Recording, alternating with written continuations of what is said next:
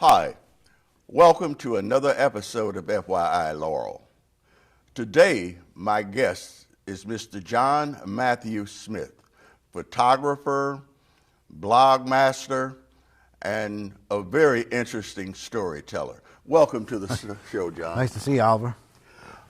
I met John at the Laurel dog park, as a matter of fact. We were both walking our dogs out there and having fun. And we struck up a conversation, and I found out that he had some pictures of some very interesting people, celebrities and just ordinary people, some of them. He has a vast collection of antiques that we will see at another show. But today we're going to talk about some of the celebrities, and since it's Black History Week, we're going to kind of clue in on some of the black artists that he has.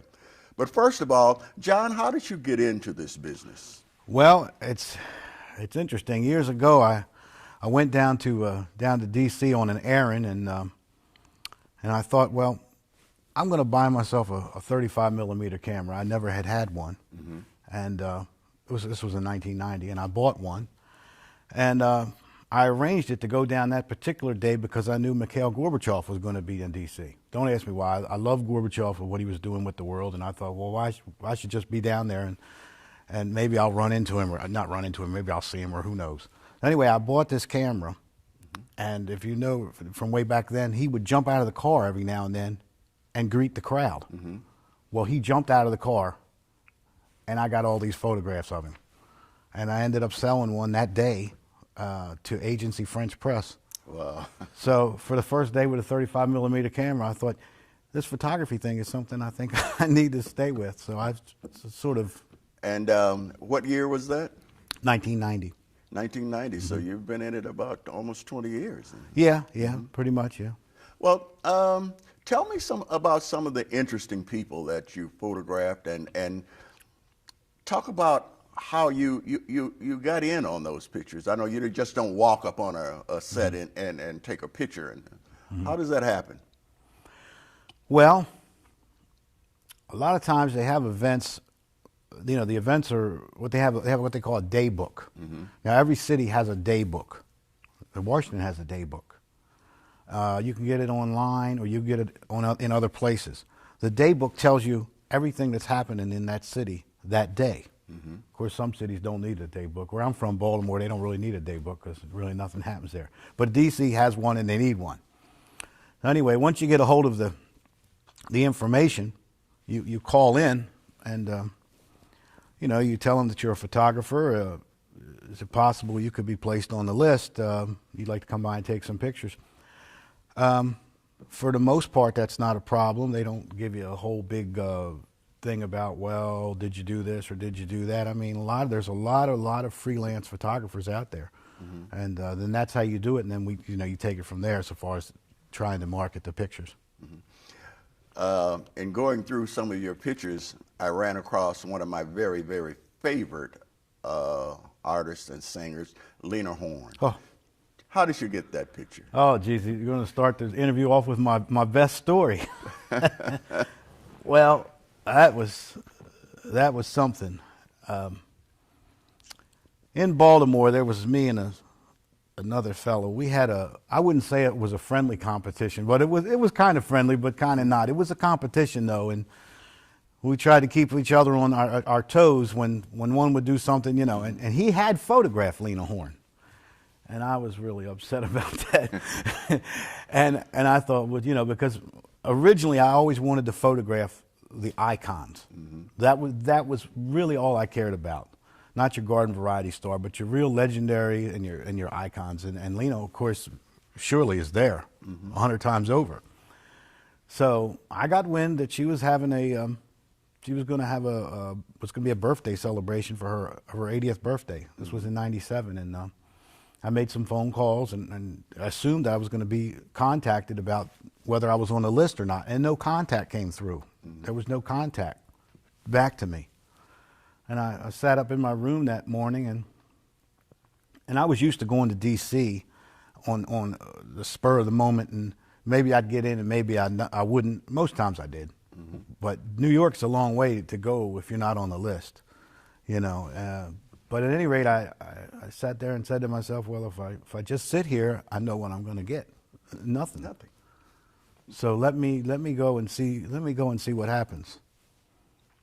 So I hop on I took the bus that day. Sorry. And I get up to New York. I'm over at the Lincoln Center. Well, come to find out, even though I was told it was the Lincoln Center, this is not where the press conference / birthday party was going to be. That was kept out of the public, that information. She was going to perform at the Lincoln Center later. So I'm already off to a bad start. But as luck would have it, I happened to catch that inside information, and I went over to the building where it was actually going to be the press conference. It was the ASCAP building.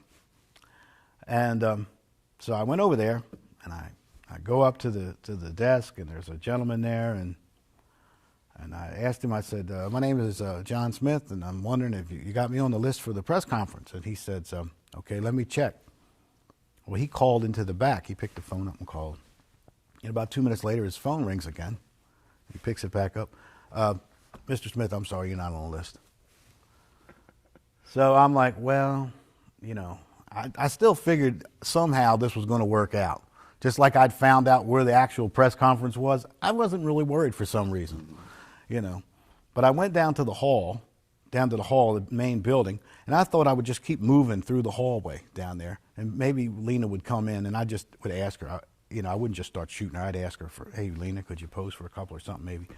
But at any rate, this fella came in with all this equipment. He brought all this equipment in, and he was going to the press conference. And I said, you're going to the press conference? He said, yeah. I said, you know, I'm not having any luck getting in there. And he said, well, who are you? I said, my name's John Smith. And when I said I was John Smith and I was from Baltimore, he looked at me like, oh. In other words, that's why he had never seen me before. Right. So we get in the elevator, and I said to him, I said, now, I don't want you to lie. You don't have to lie for me. But please don't volunteer any information. Like he's not with me, you know. So we get out of the elevator, and here's this gentleman comes to greet us as we get out of the elevator. And then I just walked right back with him with total synchronicity, right back into the press room. And but then the new adventure started because they put us in the back of the room because a lot of times they don't treat you so great, you know. And I always relied on being very close to the celebrities to be able to get the best, you know, for the flash to be able to really illuminate them and to get the best details. I couldn't be taking these pictures without a flash from 30 feet. I had no use for them. So what I did was. They got us all in the back, and they've barricaded us. Literally, we're barricaded. I don't even know why they even have us here if they're going to barricade us. We're barricaded with desks, all of us, and we're all behind these desks. And then everybody starts to come out, and it's I mean everybody. See Cleo Lane, Jesse Norman, Stephen Eady, Cicely Tyson, Liza Minnelli. It's a lot of folks, a lot of big names in that room, and they're all coming out. And then here's Lena coming out at the last, you know, and she comes out. Well, we're all sitting like I say behind these desks. Well, the gentleman to my right jumped over the desk. Now, I guess I don't have to tell you who the second person over the desk was. So, at any rate, I was about 8-9 feet from Miss Horn, and I was just shooting away because that's always my rapid style. You know, I'm just shooting like this, and I told her she was lovely, and I wasn't just saying it. I meant it, and especially she was lovely because I had come 200 miles hoping to be standing exactly where I was. So she was really lovely to me. And you know, she looked at me and she said, "I know all about you photographers and your soft soap." Which I knew immediately meant butter up, although I wasn't familiar with that phrase, but I thought that was cute. But yeah, that was quite something. Yeah. One of the other interesting people that I saw in your collection, and she looked like she was feeling sorry for you. and that's Princess Diana. Oh, that's my other best story. Okay. Well, Princess Diana, she was at the Red Cross down in D.C. And I went down there for the press conference, got there early. Mm-hmm. I always believed in getting there early. There's a lot to be said for that. That way you get a good spot. And so far as taking photographs, your position is really, your position is your perspective. That's everything. I mean, that's everything. If you're off in the corner shooting, your picture's going to look like you were off in the corner. That's what it's going to look like. Well, at any rate, so I was, I had a good spot. And Mrs. Dole, Elizabeth Dole, and Diana came walking down in the courtyard, coming down the little lane to where they were going to sit. And the other photographers, they're all jostling around, and they're all trying to get a shot of them coming down the walkway, which I'm not thinking about that, because I know she's going to land right here at this chair that's right in front of me. You know what I mean? That's what I'm thinking about. So I always stayed focused on that and not getting sidetracked. So, at any rate, she came down and they sat down, and I started taking pictures, and we had a rope there too, and we were like 20 feet away. Oh my God, that's just a kiss of death. It was, I had a little lens, a 70 to 210 lens, but I caught that great photo. And she did feel a little sorry for me, because I was the only person that had this little toy camera.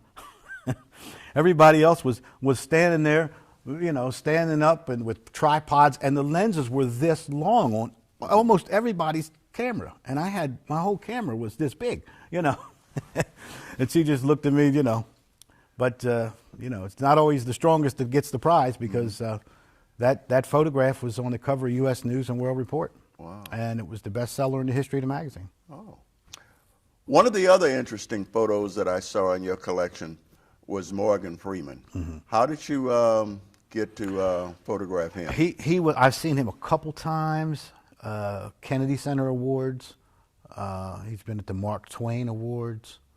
So on the red carpet at the Kennedy Center, and then we had a little side area where we had photographs for the Mark Twain Awards.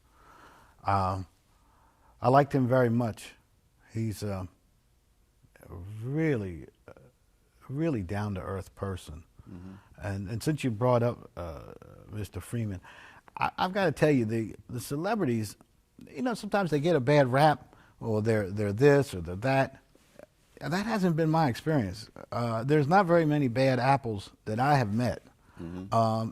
Now, sports figures, I can't vouch for all of them. I know there's some bad apples in the sports. But I'm talking about the entertainers. It's hard to find somebody that really is not pretty down to earth. Mm-hmm. And my feeling is about that, and this happened with Natalie Cole, that I learned this. It's very humbling when you're that famous. Mm-hmm. I mean, everywhere you go, people want to say hi or get an autograph or hey, and they feel like they know you and they know your music, and people grew up on your music or whatever your talent might be. Mm-hmm. But it's really very humbling. And a lot of these people, they realize that they've been given a gift, and that they're sharing it with the world. And they're not egotistical in the bad way that sometimes it's painted. They're really, really down to earth.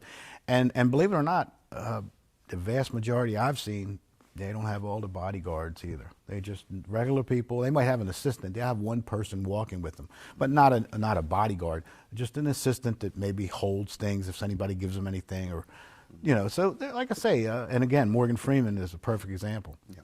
Before we take a short break, I want to go back to Lena Horne for a minute. What birthday was that you said? 80th. 80th birthday, and you can see by the pictures on the screen, at 80, she was still a very lovely lady. We're going to take a short break, and we're going to come back and talk to John about some of his other famous people that he has photographed, and some of the other experiences that he's had in his 20 years of photography. We'll be right back. After Sergeant Matthew Kyle was injured in Iraq, his young wife faced the daunting task of getting their VA benefits. There's a lot of red tape, there's a lot of confusion, there's a lot of forms to fill out. For years, Paralyzed Veterans trained experts have helped injured veterans and their families. We're able to fill out all of the forms and applications and ask for all of the benefits that that veteran's entitled to. You too can help paralyzed veterans. Visit pva.org. We're back, and we're talking to my guest, Mr. John Matthew Smith, photographer, and as you've heard at the top of the show, or seen at the top of the show, he has some very interesting photographs of different celebrities. But now we're going to talk about some of the letters and correspondences that he has from famous celebrities. John, what have you got there? Well, when I saw Archbishop Desmond Tutu at the South African Embassy years ago, I was able to get a great photograph of him, thankfully. And I put this together with some other Nobel Peace Prize winners. Mm-hmm. And he sent me a letter. I got to tell you, it took me a week to figure out what it actually said. But I'll try to read it to you. Again, it's right here. It says, "Dear friend, thank you ever so much for the quite beautiful pictures you have sent, some already framed. Sadly, the one of Nobel laureates came all broken up." It broke up in the mail. "It is a lovely picture collage. I would hope you could let me have another copy. There's the picture of my wife looking at me as I write. Thank you ever so much. God bless you, Desmond Tutu." And the picture of his wife that I also gave him apparently was looking at him while he was writing. But it was very, very kind and wonderful of him to send me this nice note. And of course, I've put another set of pictures in the mail. But this, I omitted the glass. So what are some of the others that you have there? Well, I have several letters here from Olivia de Havilland. I saw her later on in my career. She was very, very nice. She was at the Smithsonian. That was in 2000. Yeah, that was quite something. I tried to keep myself together, speaking however briefly to her. I try not to remember like I'm standing here with Melanie from Gone with the Wind. You try to keep yourself down on the earth, which most of the time I never had a problem with. But with her I did. And this letter here, this is from Fay Wray. Now, you folks out there in TV land, if you don't know who Fay Wray is, God knows you should. She's like the mother of modern day cinema, from King Kong. And it was years ago, it was in 1997 now, and I had heard that Muhammad Ali was going to be on Capitol Hill. So I went down to D.C. to go to Capitol Hill to see Mr. Ali, who I had only seen once before. And on my way down, reading the newspaper on the train, I find out that Fay Wray is going to be on Capitol Hill. I'm like, oh my God, Fay Wray is going to be on Capitol Hill? But it doesn't tell you where. It just says she's going to be on Capitol Hill. So at any rate, what I did was I got down, I did the Muhammad Ali interview, or not the interview, it was a press conference. And then I went door to door on Capitol Hill, knocking on every door, wondering if Fay was going to come. And eventually I got to the right door. And they said, yes, as a matter of fact, Fay is going to be here soon. And I said, okay. So while I was in there waiting for Fay to come by, I forgot to send her office, to be honest. While I was sitting there waiting, I heard a commotion in the hall. Some kind of commotion. I was wondering, what's going on in the hall? Well, I walked out, and it was Muhammad Ali. Well, he was coming from the press conference, and he's magnificent. Oh, what a guy. I mean, he just wanted to greet everybody in that building, because the press conference had been over for some time, but he was going through the entire building to greet everybody. He is absolutely great, believe me. He's way down to earth. At any rate, I go out in the hall to see what's going on, and there's this little tiny woman, and there's Muhammad Ali. So I get a photo of Muhammad Ali and Fay Wray, the only one that exists, because I was the only photographer in the hall, and I got this great shot of them together. And then Faye came in, and like I said, this rarely happened to me. Rarely happened to me. But you could have knocked me over with a spoon. I could not believe that this was Faye Ray in front of me. I just couldn't believe it. It was too much. And so what happened was, I got to talking, and I got a nice photo of her, and so on and so on. And as I was getting ready to leave, the fellow that was with her, who was her brother-in-law, he asked me for my card, and I gave him my card, but I didn't think anything of it. Mm-hmm. Well, then they contacted me a week later, and it said that Faye would like some of the pictures if possible. Mm-hmm. Well, of course, I could have said, well, sure, okay, well, I'll charge you X number of dollars, and I'm not a rich man, and that would have been the wisest thing to do, but money's only money, and I said, well, I don't want anything in return. I said, other than if she could send me a note, that would be great. Mm-hmm. Well, she did send me a note, and a handwritten note at that, and this is what it says: "Dear Mr. Smith," with the Faye Ray letterhead at top. "This is to thank you for the pictures you recently took in Washington. They do show the good feeling it was to be there. I greatly appreciate your kindness. All the best to you, Faye Ray." And it's interesting because I realized then also that the photos showed what a good time it was. It showed the feeling of that day. Mm-hmm. And I realized that a really good photo would put you there again. Mm-hmm. That really was the definition of one of the definitions of a great photo, to make you feel that you were there again. Mm-hmm. Mm-hmm. So that's a great story.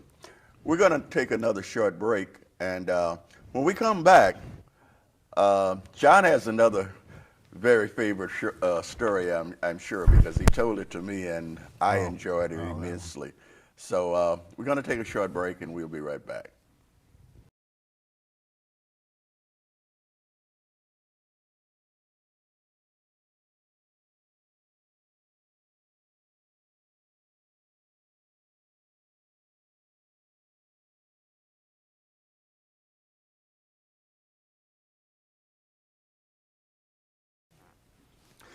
We're back with our guest, Mr. John Matthew Smith, and I've been asking John about my favorite stories that I've heard him talk about. Now I'm going to let him tell you some of his favorite things, especially about Black history and his experience of Black history. John, talk to me about some of your experiences and some of the Black artists that were your favorites. Well, I grew up in Carroll County. The one class that I really liked was social studies. My teacher's last name was, I think the first name was Jane, the last name was Scott. And I learned a lot in social studies and history. Really the only class I really cared about, to tell you the truth. And we had a very elaborate education in Black history when I was growing up. Mm-hmm. So that really made me attractive to these larger than life figures. Mm-hmm. To think that maybe that I would ever meet or photograph Rosa Parks was just preposterous, that it could even happen. That it could even happen, and to be able to, to actually be in that situation, it's just, and so far as what she did, it has a universality to it. It's a very fundamental thing to be able to sit down. If somebody tells you can't sit down, that's a very fundamental thing. And what she did was incredible. But at any rate, this was back in '93, and it was the 30th anniversary of the March on Washington. Mm-hmm. And I was working part-time with the Baltimore Times newspaper. And the fella said he's going to pick you up. We're going to go down to the march. So I'm like, okay, good. And I was kind of new at this in 1993 now. I'd just been started. I hadn't, Well, he's from the newspaper. Mm-hmm. So I'm saying, okay, well, he's got some clout. I'm new. He's got the clout. We're going to be okay. You know, we're gonna really rip this place up. We're gonna be good. You know. So at any rate, what happened was, we get down there, and he says, "Come on, let's go, and you can take some pictures of the crowd." And I'm thinking, photographs of the crowd? That's not really what I had in mind. There's crowds everywhere. Crowd is a crowd. I couldn't really figure what he was getting at with that. Well, in the process of me photographing the crowd, him and I got lost in the crowd. I didn't purposely do this. We really literally did get lost from each other. So at that point, I said, well, I'm going to go find Miss Parks. That's what I had on my agenda. And God knows I was looking everywhere. And then there was a VIP tent, and I swore she must be in that VIP tent. So I waited outside the VIP tent. Mm-hmm. And here come a woman who I figured was Miss Parks. I just thought so. Seemed like it. Mm-hmm. She would come out of the VIP tent. I put my arm around her, and I looked at her, and I said, "Are you Miss Parks?" And she said she wasn't.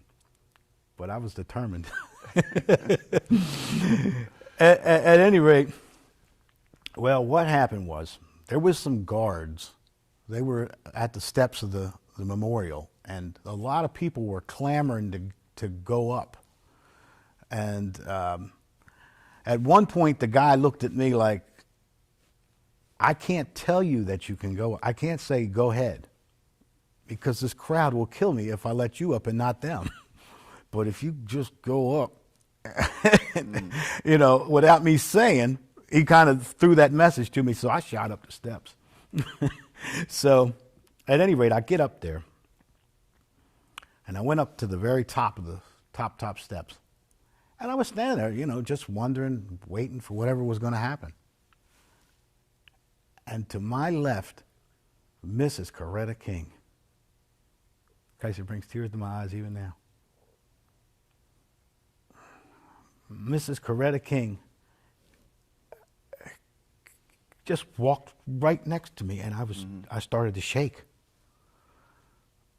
I started to shake. I tell you,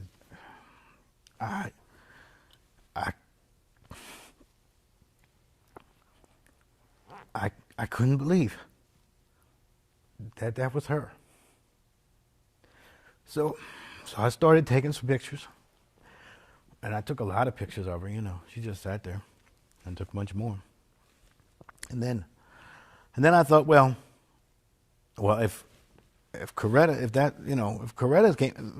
Parks can't be too far behind. Mm-hmm. So I sat there, and I was right. Within 20 minutes or so, Miss Parks also came out, and there was quite a jostling around her, and I was only able to get a couple of photos off, which has never been my trademark. Only having a chance to take, I actually was able to take 5 pictures. Never would do that. It's foolish to think about taking 5 pictures. It's just saying I don't want my pictures to come out. But of those 5, somehow one of them is one of the greatest photos I ever took. Mm-hmm. It's Miss Parks in profile with her hat, and she's seeing the crowd for the first time that day on the 30th anniversary of the March on Marston. And it is a tremendous photo, and still one of my favorites to this day. Mm-hmm. So I can see by the emotion that it brings to you now what you must have felt then. Wow. Well, that's, I think, part of why I did the things I did, because I had to drive. I had to drive. I knew that if this certain subject, I wasn't able to photograph them, I was letting history slip through my hands. Mm-hmm. And I never wanted to see history slip through my hands. So I tried to avoid that at all costs. And it, and every time I didn't know that I would go on to photograph Mrs. King on like 9 other occasions. Mm-hmm. I didn't know that. Or Rosa Parks on 7 or 8 other occasions. And I never took for granted, I always put 110% into every single shoot I went on. Again, particularly when it was a an iconic figure in history, you know. And when I think of Mrs. King, the next person that comes to my mind is Mother Teresa. Here, this is another, you know. I never thought I'd see Mother Teresa in person. God knows, you know. She doesn't even live in this country, you know. A buddy of mine called me up early in the morning, very early in the morning. Well, it depends on what time you wake up, I guess. It was only about, I guess it was around 10, but I used to drink a little into the evening and I'd wake up late. This was way back when. You can cut all that out.